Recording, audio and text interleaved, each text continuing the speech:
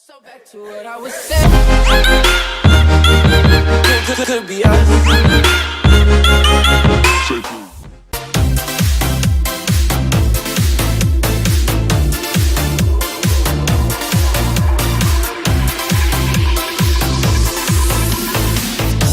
Anh giang đôi tay, anh ôm lấy em, anh làm cô níu yêu thương trở về. Nhưng sao đôi tay buông lơi quá nhanh, anh không thể giữ yêu thương ở lại.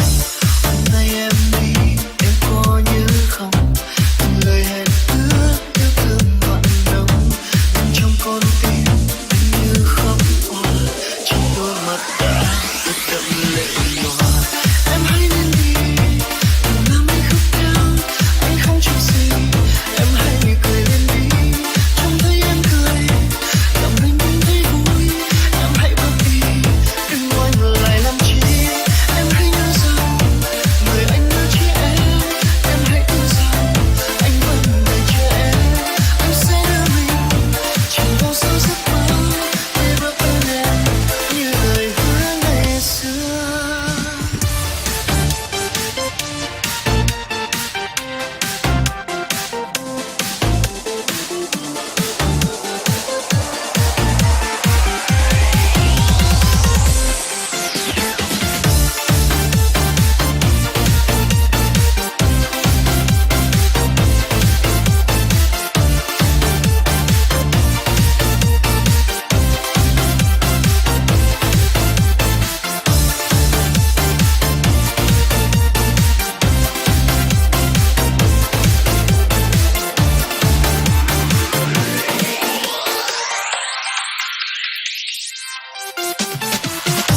Anh giang đôi tay, anh ôm lấy em, anh đang cố níu yêu thương trở về.